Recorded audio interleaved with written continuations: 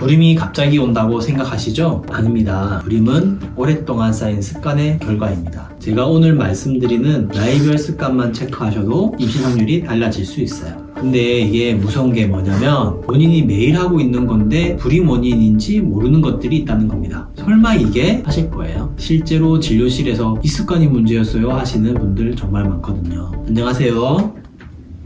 오남매 아빠 한의사 장동훈입니다. 오늘은 20대, 30대, 40대 나이별로 가입력을 갉아먹는 최악의 습관들을 말씀드리겠습니다. 뻔한 이야기는 빠르게 넘기고 이것도 불임 원인이야? 하실 만한 것들 위주로 알려드릴게요. 나이마다 몸이 다르잖아요. 20대는 가입력이 가장 높은 시기, 30대는 슬슬 기능이 떨어지기 시작하는 시기, 40대는 마지막 골든타임입니다. 그런데 각 시기마다 특별히 안 좋은 습관이 달라요. 20대 때 안 좋은 게 30대 때도 똑같이 안 좋은 건 아니거든요. 나이에 맞게 체크하셔야 됩니다. 본격적으로 넘어가기 전에 10대 때 습관 하나만 간단히 짚고 넘어갈게요. 10대는 임신을 생각하는 나이는 아니지만 이때 만들어진 습관이 나중에 가입력에 영향을 줄 수 있거든요. 극단적인 다이어트가 생리 안 좋다는 건 다들 아시죠? 체지방이 너무 낮으면 여성 호르몬 분비에 문제가 생기거든요. 이건 빠르게 넘어가겠습니다. 한 가지만 짚을게요. 밤에 스마트폰 보는 습관입니다. 밤에 블루라이트를 쐬면 멜라토닌이라는 호르몬이 억제됩니다. 멜라토닌, 수면 호르몬이라고만 알고 계시죠? 근데 이 멜라토닌이 난소에 직접 작용해요. 이것도 연구가 있습니다.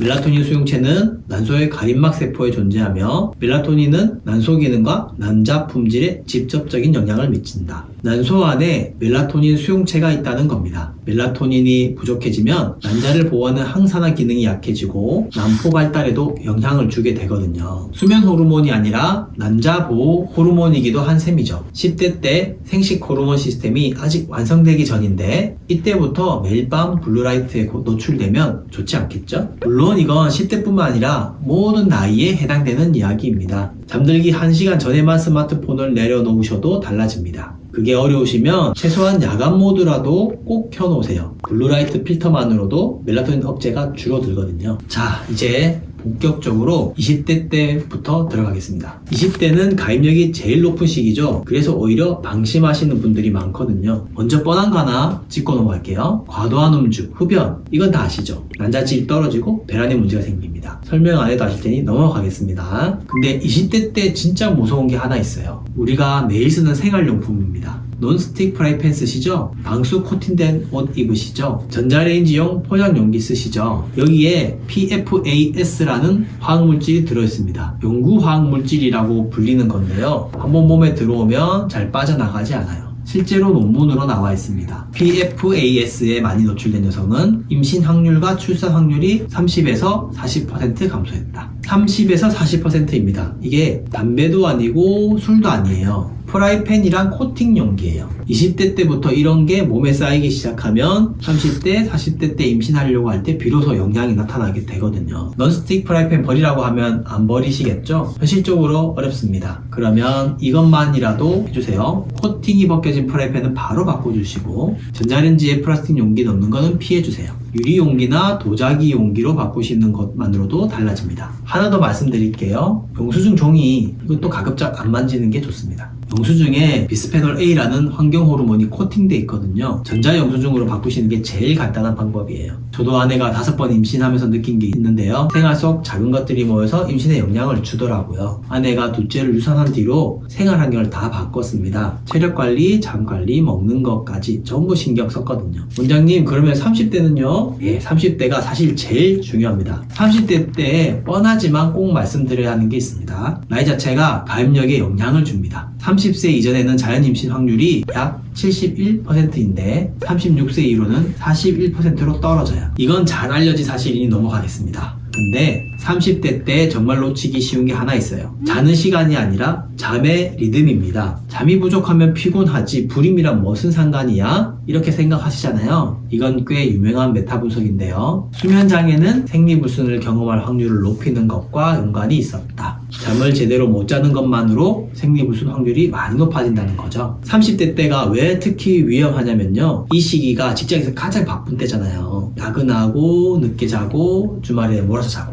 여기서 핵심은 수면 시간이 아닙니다. 수면 리듬이에요. 평일에 12시에 자고 주말에 3시에 자는 분들 많으시죠? 이렇게 자는 시간이 매번 들쭉날쭉하면 아까 말씀드린 멜라토닌이 일정하게 분비되기 어렵습니다. 멜라토닌 분비가 불규칙해지면 난소 기능에도 영향을 갈 수 있는 거죠. 잎이 시들 때 잎에 물 주는 게 아니라 뿌리에 물 줘야 하잖아요. 수면 리듬이 바로 그 뿌리에 물을 주는 겁니다. 잠을 충분히 자라고 하면 주무시겠어요? 현실적으로 어려우시잖아요. 그러면 이것만이라도 해주세요. 자는 시간을 일정하게 만들어주세요. 몇 시간 자느냐 보다 매일 같은 시간에 자고 같은 시간에 일어나는 게 더 중요합니다. 주말에 몰아서 자는 건 오히려 리듬을 더 깨트려요. 하나 알려드리겠습니다. 자기 전에 10분이라도 조격을 해보세요. 따뜻한 물에 발을 담그면 말초혈관이 확장되면서 체온이 올라갔다 내려가거든요. 이 과정에서 몸이 수면 모드로 전환되면서 잠드는 시간이 일정해지는 데 도움이 됩니다. 특히 손발이 차신 분들, 하체 혈액순환이 안 되시는 분들한테 효과가 좋아요.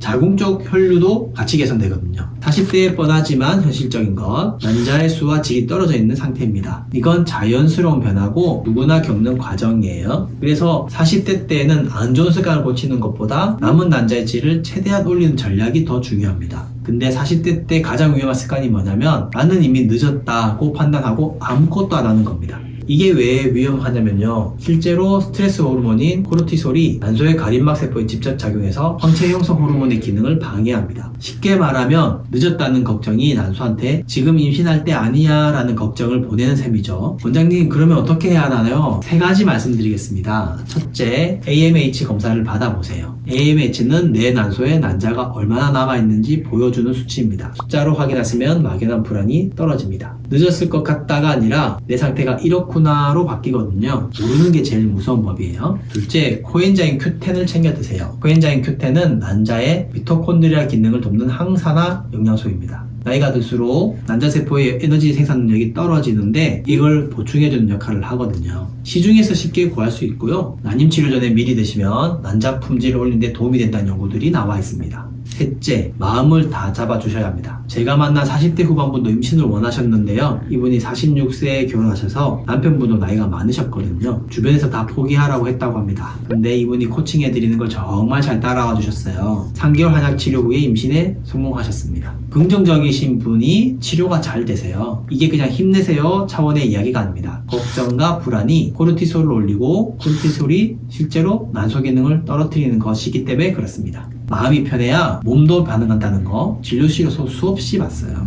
정리하면요. 밤에 스마트폰은 난소에 가야 할 멜라토닌을 빼앗고 20대 때는 생활용법적 화학물질이 모르는 사이에 가입력을 갉아먹고 30대는 들쭉날쭉한 수면 리듬이 생식 호르몬을 무너뜨리고 40대는 늦었다는 불안이 남은 기회마저 줄입니다. 이게 물론 전부는 아닙니다. 사람마다 체질도 다르고 상황도 다 다르거든요. 그런데 오늘 말씀드린 것 중에 하나라도 해당되시면 한번 체크해 보셨으면 합니다. 불임은 갑자기 오는 게 아니라 쌓여서 오는 겁니다. 지금 하나 바꾸시면 나중에 결과가 달라질 수 있어요. 지금까지 5남매 아빠 한의사 장동훈이었습니다. 감사합니다.